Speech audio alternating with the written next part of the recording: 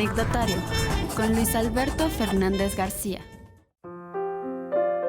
Christopher Zedillo ha estudiado ciencias durante una buena parte de su vida y se ha dedicado de manera profesional a la docencia y a la investigación. Es profesor en la Facultad de Ingeniería de la Universidad Autónoma de Querétaro y realiza labores de investigación en el Centro de Estudios Críticos en Cultura Contemporánea, CECRITIC, de la misma institución educativa. Ha participado en proyectos de arte, ciencia, tecnología de manera colectiva, como el colectivo Motus y el programa Flash Arte, Ciencia, Tecnología, con el proyecto Ensayo sobre la Lentitud. En 2022, participó en el Festival Querétaro Experimental con la instalación Coexistencias, junto con el artista Fausto Gracia y con Sara Elizondo. Hola, ¿qué tal? Bienvenidas y bienvenidos a este anecdotario de TVWAC. Y le damos la bienvenida con mucho gusto a un joven científico, joven divulgador de la ciencia, joven doctor Christopher Zedillo. ¿Cómo te va? Muy bien, muchas gracias. A ver, te anuncié mucho como joven y ya eres doctor, entonces has estado estudiando así seguidito. Platícanos. A excepción de 2 años que estuve en industria y luego regresé a la academia. ¿Eres licenciado en química? Soy químico en alimentos de formación. Estuve un periodo de 2 años en industria. Regresé a hacer una especialidad, luego la maestría y finalmente el doctorado. ¿Doctor en? Biosistemas, ingeniería de biosistemas. A ver, ¿y te dedicas más a qué? Últimamente a docencia, porque desde que terminé el doctorado también terminó la beca y por lo tanto un poco de esa estabilidad laboral que es muy endeble después de 4 años y actualmente pues lo que me paga es dar clases, por lo tanto es a lo que me dedico principalmente. ¿En la UAC? En la UAC, doy clases en la Facultad de Ingeniería y en Bachilleres Preparatoria Sur. Bueno, ahora la divulgación de la ciencia, platícanos, ¿cómo la haces? Primero, ¿cómo la haces? Y luego nos dices cómo te nació ese gusto. Sí, ¿cómo la hago? La hago por diferentes medios. El escrito. Desde 2019 escribo una columna en el Universal Querétaro. Inicialmente la hacía cada semana, ahora ya no me da la vida, entonces la hago una vez al mes. Y lo hago sobre algún tema que esté leyendo, porque de repente para salirme del quehacer académico, pues leo sobre ciencia, pero no sobre lo que yo estudio. Entonces es como un poco de las lecturas que las transformo en algo que trato de hacer de manera vivencial, es decir, una experiencia, ¿no? Por ejemplo, una de las columnas que escribí no hace tanto se llamaba Pelos y Genes y nace de una ocasión en la cual fui a un restaurante y encontré un pelo. En la sopa, un pelo en la sopa. Un pelo en la pizza. Y entrevisté a la doctora Alejandra Medina, de la UNAM Juriquilla, y ella trabaja en el Proyecto Genoma Humano, en el laboratorio del Proyecto Genoma Humano. Y hablábamos sobre una película que se llama Gattaca, que es sobre una cuestión como de eugenesia y que está todo relacionado con un determinismo genético. Entonces, pues en una escena de la película se habla de un cabello y cómo el cabello puede ser secuenciado para reconocer en la pareja si es que realmente son compatibles a un nivel genético. Sí, entonces parto de esa experiencia para llevar, digamos, el cabello a otro lado, desde el punto de vista de qué tanto dice de nosotros los genes como identidad, que están muy limitados, pero algo pueden decir. Y bueno, termino quizás ahí como una especie de regreso a la experiencia del pelo. Y bueno, va a ser un poco spoiler, pero cuando me quejé del pelo que estaba en la pizza, me dijeron que era chino y qué raro porque nadie era chino en la cocina. Ese día no comí, pero me nació una idea para escribir un texto. Eso es lo que suelo hacer, digamos, en las columnas que escribo en el Universal. También escribo en la revista eventualmente. ¿Cómo se llama tu columna, Christopher? Se llama Ciencia con sal y limón. Esa no tiene tanta sal ni tanto limón, sino quizás un poco de náusea, pero da ideas mientras comes. Tomate con un pelo. Sí, un poco. Estaba ahí con una mezcla extraña, pero interesante para abordarlo desde otro punto de vista. En la revista Cienciorama también empecé a colaborar en 2019. Y la revista Ciencioramas de la UNAM, de la Dirección General de Divulgación de la Ciencia. Ahorita está un tanto, digamos, en la periferia, pero todavía el dominio está dentro de la UNAM. Y ahí trabajamos con notas de divulgación o de contenido científico, que son como más contenido noticioso, algo que esté pasando recientemente, y artículos, que es como más algo reflexivo, de opinión, etc. Ahí lo trabajo desde 2019. Y con Colectivo Motus tenemos un podcast que también son cápsulas de ciencia que se difunden por Radio WAC en el programa Eje 5. Y ahí invitamos a diferentes personas de otros colectivos. Yo ya no soy, digamos, ahí tan partícipe o tan vocal desde el punto de vista incluso de textos y voz, sino que he tratado de mantenerme más bien como desde la línea editorial de la revisión de los guiones y participo lo menos posible, digamos, en la generación del contenido. Esos son, digamos, los medios que hemos estado trabajando.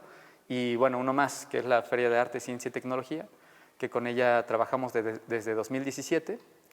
2018 y 2019 fueron presenciales, 2020 y 2021 virtuales, pues no había de otra. Y en este año, de hecho, viene más que una feria, viene una convocatoria para hacer una serie de dinámicas desde diferentes lugares, como satélites en diferentes nodos y en diferentes espacios de la ciudad y del Estado puedan ofrecer experiencias de divulgación de la ciencia. ¿Con el patrocinio de quién o quién lo auspicia? La feria en 2 ocasiones nos ha apoyado la Universidad Autónoma de Querétaro a través de, por ejemplo, la federación o estudiantes que solicitan el préstamo, más bien la renta, de mesas, sillas. También en una ocasión municipio nos prestó algo de mobiliario y los espacios que hemos utilizado siempre han sido públicos. Primero fue en Jardín Guerrero, luego en Plaza Fundadores y en esta ocasión, si bien no es en un solo espacio ni necesariamente es en un foro público, sí va a ser distribuido en todo el estado. Y de esos diversos vehículos de divulgación de la ciencia, ¿qué rebotes has recibido de tu audiencia, conocida o desconocida? 2 cosas curiosas, porque también es como pensar, cuando yo no promuevo mi trabajo, se han dado cuenta a través del diario impreso. Personas que probablemente no me conocen, pero probablemente sus hijos sí. Entonces me ha tocado amigos de mi hermano, que es más chico que yo, que me digan, mi papá te lee, ¿no? Y en una ocasión hubo una persona que después conocieron mis papás, que también leía la columna, o que llegó a leerla, y lamentablemente falleció durante el periodo de la pandemia y su esposa me donó sus libros. Entonces ahora tengo, pues digamos, un recuerdo de una persona que en algún momento fue lectora de la columna. Fue tu audiencia. Y ahora sí, dinos, ¿cómo te nació el interés por la divulgación científica? ¿Tuviste algunas experiencias de chiquito o al revés dijiste, es que a mí nadie me dijo cómo se...? Fue más bien así, nadie me dijo. A mí me gusta escribir desde que iba en la preparatoria. Y en 2019, por alguna situación fortuita, vi una imagen que me pareció buena idea narrarla, y era una imagen capturada desde el punto de vista científico. Y de ahí lo publiqué en Facebook, me dijeron, pues deberías hacerlo más seguido. Dije, ¿por qué no lo he hecho antes? Y lo empecé a hacer. Fue justo cuando vienen estas oportunidades o conectes por personas que en alguna reunión conocí de Cienciorama y me dijeron, estaría bien que pues, participes en algún momento. Y en el mismo caso con el Universal Querétaro, mandé un mensaje, les pedí el espacio, había espacio en ese momento para columnas invitadas y pues así fue como llegué. Entonces, un evento fortuito en el cual me encontré que me gustaba y a partir de allí. Claro, me parece que la comunicación pública de la ciencia es algo necesario para la sociedad, que permite contribuir en el acceso universal al conocimiento, pero quizás cuando eso lo utilizo como justificación, no es del todo sincero, ¿no? Porque no fue así como nació. Así lo veo ahora, así lo percibo y lo hago con compromiso, pero realmente el inicio fue un caso fortuito. Como muchos descubrimientos en la ciencia, ¿no? El azar es muy importante, pero como siempre comento con los alumnos, sí, es fortuito, pero tiene que ser recibido en alguien que lo esté esperando, ¿no? Sí. Si no lo hubiera hecho, pues a lo mejor hubiera llegado quizás en algún momento la divulgación, pero no por esa vía. Y que también llegar por esa vía de lo fortuito, pues me parece muy agradable como experiencia para contar. ¿Cómo no? Y a tu percepción, ¿qué tanto falta la divulgación? Porque convertir, primero hay que traducir lenguaje que a veces es muy especializado, sofisticado, a un lenguaje cotidiano, ¿no? Pero también en las primarias, por ejemplo, las secundarias, los bachilleratos, si se les habla poco de la ciencia o como una materia horrible que hay que cursar, pues no, carecemos de más vocaciones científicas, ¿no? Ahí tú cómo lo tematizas eso.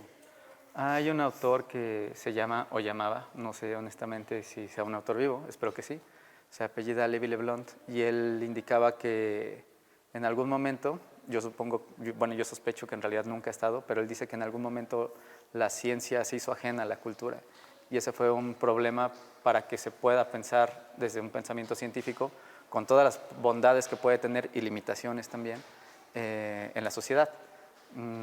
Parte del por qué ha sucedido esto, él describe que ha sido por cómo educamos desde vocaciones científicas, ¿no? Y las reflexiones que hace me checan y me chocan, ¿no? Al mismo tiempo, porque él decía que cuando se estudia ciencias generalmente se imprime como un pensamiento totalmente racional, o se trata de promover totalmente racional, descartando muchas otras posibilidades, como si el conocimiento simplemente hubiera brotado de la nada y ahí está, y no como un proceso histórico y político que también está relacionado, ¿no? A mis alumnos de preparatoria les hago reflexionar sobre el caso de Lavoisier, que él propone la ley de la conservación de la materia. Y si bien hizo muchos aportes, la realidad, y que también eso es un punto interesante, está retratado en el arte y luego encubierta en el arte. Hay un cuadro muy famoso de Lavoisier en donde él está sentado y hay una mesa, está su esposa Mary Ann del lado derecho y en la mesa hay objetos químicos. Ese cuadro fue alterado. El cuadro apenas el año pasado lo trataron por diferentes tipos de espectroscopía y encontraron que se agregaron capas más o menos por 1876, más o menos. Y esas capas que se agregaron fueron para poner encima los materiales químicos, pero también para tapar toda la extravagancia de la aristocracia. Al fondo había unas gavetas que se sospechan que eran los registros contables de los impuestos, más bien fiscales, no sé. Porque Lavoisier trabajaba para la empresa de su suegro y él era quien le cobraba los impuestos a la aristocracia. Entonces, cuando viene la toma de la Bastida, pues Lavoisier tenía crímenes que cubrir y pierde la cabeza. Y había que tapar, pero ¿quién lo retrató? ¿Por qué se dejó retratar sus fechorías? No, es que fue antes de todo esto, fue como 10 años antes y 2 años antes de la toma de la Bastida, Lavoisier le pidió al artista que lo tapara. O sea que Lavoisier también tenía un cierto termómetro social en el cual vio como peligro el hecho de tener ese cuadro. Y quizás también ahora lo veo, no creo que él lo haya visto así, sospecho que no fue así, pero a la historia pasó como el cuadro del científico y no el cuadro del científico aristócrata. Y cuando les hago esa pregunta a mis alumnos, le cortaron la cabeza, ¿tendrían que habérsela cortado? No, pues no. ¿Por qué no? Pues es que no fue justo. ¿Pero por qué no fue justo? Ante la percepción de justicia de ese momento, él había cobrado al pueblo impuestos que el pueblo no tenía para pagar. Y para ellos eso era un acto injusto. Entonces, ante esa perspectiva de justicia, ¿un científico está por encima de la ley? Y ahí es cuando viene la reflexión.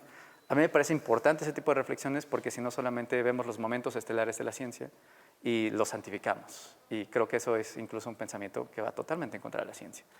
En ese pensamiento no científico. Dogmático. A partir sobre la ciencia. Sobre la ciencia, exacto. Entonces, un poco como esas experiencias y reflexiones de cómo pensamos la ciencia, pues nos ayuda a ser críticos también sobre nuestro propio quehacer, ¿no? Y nuestra función. Y también pues comprender que hay momentos históricos en los cuales la ciencia puede ser tomada para tal o cual fin, ¿no? No es la primera vez. Cuando, Porfirio Díaz tenía un grupo que se llamaban Los Científicos. Los científicos, sí. Y no eran unas personas como muy éticas que digamos. Al paso del tiempo se nota, ¿no? Justificar, por ejemplo, cuestiones raciales a través de, supuestamente, pensamiento científico, me parece el acto más atroz que puede existir. Entonces, no reflexionar sobre este tipo de procesos que también han sido partes de la construcción de la ciencia, me parece un error. Y si no se ven no solamente como los productos científicos, sino los procesos, creo que no se desarrolla como un pensamiento crítico sobre el mismo ejercicio. Y por lo tanto, las personas que estudian ciencia salen con un pensamiento muy limitado, o estudiamos ciencia, ¿no? Filosofía de la ciencia me parece que debería estar presente dentro de el quehacer o la formación disciplinar, y también historia de la ciencia. Sin embargo, lo más humanista que yo tuve en mi formación creo que fue bioética, y no todas las carreras de mi facultad la llevaban en ese momento, que fue en 2004, 2007. Por ejemplo, solamente la llevábamos, que yo recuerde, químico farmacobiólogo, químico en alimentos, y creo que ya. Entonces el resto no tiene ningún quehacer ético. Fíjate que tocas un tema de la relación en general de la ciencia con la política, las ciencias sociales y la filosofía, la ética. Y hay otro aspecto de este diálogo, a veces ríspido, que las ciencias sociales o los muchachos que estudian ciencias sociales siempre, no siempre, algunos muestran un complejo frente a los que estudian ciencias naturales. Los de ciencias naturales son muy presumidos, ¿no? Muy seguros de su ciencia, y les dicen ciencias exactas como si lo exacto fuera mejor que lo inexacto. Yo creo que la inteligencia trabaja mejor, o su chiste es trabajar con lo inexacto, digo yo, ¿no? Un poco para defender a nosotros los ciencias sociales. Y muchos descubrimientos o muchos principios que son famosos en biología o en física, yo percibo que los científicos sociales nos dimos cuenta primero, digo, metiéndome al gremio, ¿no? Yo no, pero por ejemplo, la sobrevivencia del más apto, yo creo que es anterior en un sociólogo, en Spencer, que en Darwin, o el principio de incertidumbre. Pues los que estudiamos seres humanos sabemos que cuando lo estudias ya se te desvirtuó el objeto de estudio, ¿no? ¿Tú cómo ves? Porque tú le entras como bien eres de formación en ciencias naturales, pero muy sensible a los sociales y a lo político. Ahora que lo pienso, a veces se le llama ciencias duras, y hace poco reflexionaba eso con un amigo y le decía como, ¿por qué llamarle duras? O sea, ¿qué necesidad de dar como ese sentido de fortaleza? Sí. Porque pues bueno, igual lo que es duro se cae de 10 centímetros y se rompe, ¿no? Y a veces así me parecen un poco... Cabeza dura le decimos al testarudo, ¿no? Exacto. Pero a veces cuando hay como estos diálogos entre diferentes disciplinas, sobre todo en las disciplinas que pueden venir de ciencias naturales y las llamadas exactas, y ciencias sociales o humanidades, hay preguntas en las cuales yo he notado ese discurso, probablemente yo lo he hecho en algún momento, probablemente lo siga haciendo y no me doy cuenta, en los cuales si no hay cómo contestar es, bueno, ¿y eso cuantitativamente dónde está, no? Y me parece como una salida muy fácil para alguien que está como en una, digamos, doctrina o forma de pensamiento positivista en la cual todo tiene que ser medido, cuantificable, pero pues también se queda súper limitado, ¿no? Entonces, creo que cuando menos pensando y por fuera de las academias, de lo que pueden ser ciencias exactas y naturales o las disciplinas en general, pues antes de ser personas de ciencia, pues también somos ciudadanos, ¿no? Entonces, salirte como un poquito de ese traje confeccionado, disciplinar, que te reduce las fronteras, pues me parece que es bien necesario para pensarse desde otro lado. Aunque también es peligroso, y entiendo la parte que comentaba del complejo. Hace poco, en una experiencia que tuve multidisciplinaria, un compañero de artes me decía que el proyecto ya solucionaba un problema que nosotros queríamos abordar. Yo le decía que no solucionaba absolutamente nada, porque desde mi punto de vista esa no era su función. Y él decía que sí lo solucionaba. Hubo una discusión en la cual llegamos que a mí me parece problemático el hecho de negar como ciertos conceptos de ciencia, pero al mismo tiempo quererse validar a través de la ciencia. Entonces yo le decía, pues si lo pensamos de esa manera, no estamos criticando el sistema, solo queremos criticar el sistema y que el mismo sistema nos reconozca mientras lo criticamos. Entonces me parece que sí tendríamos que eventualmente y de preferencia constantemente salirnos como de las burbujas en las cuales habitamos para pensar las realidades de otros lados, ¿no? Sí, abrirse. Nada más que luego salirse de las zonas de confort, nadie quiere, más que algunos espíritus rebeldes. Y también te interesa el arte, ¿verdad? A ver, arte y ciencia. Sí, en 2016 empezamos, bueno, yo tomé la clase de bioarte y en un grupo con una chica, Carla González, que ella es artista plástica, Raúl Romero, que él es tecnólogo, bueno, él estudió automatización, y yo que pues era más de naturales, hicimos un proyecto para una convocatoria del concurso regional de video científico. Entonces nosotros hicimos un video desde el punto de vista que procuraba tener cierta estética, ¿no? Y un mensaje y símbolos. Y fuimos, creo que, el único equipo que lo hizo de esa manera, porque las demás hicieron como un pequeño segmento donde se habla de ciencia. No sé en realidad la convocatoria que buscaba, si lo que ellos proponían o lo que nosotros proponíamos. Sin embargo, ganamos. Y eso, pues bueno, me indica algunas cosas, cuando menos fue motivante para nosotros, y generamos, o más bien ahí consolidamos, el proyecto se llamaba Motus, y habla de movimiento vegetal y cómo el movimiento se tiene que dar no individual, sino en colectivo, y que hay que seguir como un mismo objetivo, ¿no? Sobre allí iba o versaba la propuesta. Y como el proyecto se llamaba Motus, nosotros nos llamamos Colectivo Motus. Y ahí es cuando nace ese colectivo de arte, ciencia y tecnología, cuando en realidad hemos hecho algunas piezas o obras de producción artística, arte, ciencia, arte, tecnología, pero sobre todo ha sido un espacio de divulgación. Pues muy bien, qué bueno que tengas esas inquietudes. ¿Algún plan para lo inmediato? Pues por lo pronto hay dos. Estamos por lanzar la siguiente semana, el lunes, espero, una convocatoria para hacer actividades de divulgación y comunicación pública de la ciencia entre el 25 de septiembre y el 1 de octubre.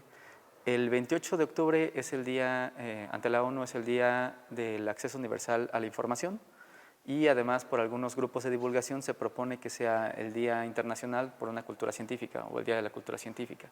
Se propone el 28 de septiembre porque ese día fue el día que se estrenó Cosmos, la serie de Carl Sagan. ¿28 de septiembre o de octubre? De septiembre. Ajá. Y como el 28 de septiembre cae, me parece que en miércoles, lo que nosotros propusimos es que se hagan actividades de divulgación entre el 25 de septiembre y el 1 de octubre. Íbamos a hacer una feria de arte, ciencia y tecnología, como lo hemos hecho en años anteriores, pero siempre una parte de las críticas, bueno, una parte positiva desde mi punto de vista es que se hace en plaza pública. Una parte negativa desde mi punto de vista también y de otras personas es que se centraliza en el municipio de Querétaro. Sí. Entonces, lo que decidimos y lo que proponemos, y que está por ser la convocatoria, es que en lugar de hacer un solo evento grande, se hagan eventos con pertinencia pues, local, ¿no? Entonces, si hay grupos de divulgación o personas con interés en hacer actividades de divulgación, pero sobre todo si alguien quiere conjuntar las actividades de arte, ciencia y tecnología en proyectos, que se hagan en diferentes lugares. Y lo que proponemos es que nos permitan poner todos esos eventos en un solo programa y darle difusión, para que llegue a las personas y que no tengan que trasladarse, por ejemplo, al centro, y que no solo suceda ni en el centro de Querétaro, ni en el municipio de Querétaro, pero sí en el estado de Querétaro en diferentes lugares. ¿Qué vaya a resultar de ello? No sabemos. Y el segundo es, trabajamos en un proyecto que se llama Ensayo sobre la lentitud. Hay una página sobre la lentitud. Hay una página que se llama ensayosobrelentitud.com.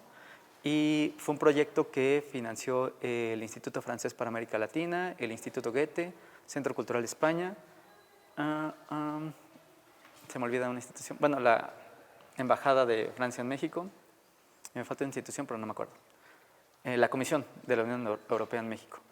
Y el proyecto fue de arte, ciencia y tecnología. Mi equipo fue un equipo que se formó en fortuito, los organizadores, se llama Flash Act, la convocatoria. Ellos hicieron la convocatoria y ellos formaron los equipos, y nosotros fuimos financiados después en la segunda etapa para producción. Hicimos esta obra que se llama Ensayo sobre la lentitud, ganamos digamos la parte final, y estamos por presentar una nueva versión de Ensayo sobre la lentitud, que fue un proyecto sobre todo digital, para que se presente en la Casa de Francia en México, en Ciudad de México, y esto pasaría entre la segunda y tercera semana de octubre del próximo año. Entonces, pues ya en su momento les platicaremos más y les mandaremos como un poco de información de dónde presentarse y qué días. Ya estaremos pendientes, y muchas gracias, Christopher, se nos ha agotado el tiempo. Gracias. Aquí están los comunicólogos, para tus proyectos de... Por favor, les voy a dejar el teléfono a todos. Y te agradezco mucho, miren, es un científico joven, y para que vean que se puede ser científico muy especializado y no son raros, son comunes y corrientes. para que se animen los preparatorianos a la vocación científica. Muchas gracias al equipo, gracias a todos ustedes. Hasta la próxima semana, misma hora, mismo canal. Muchas gracias. Gracias.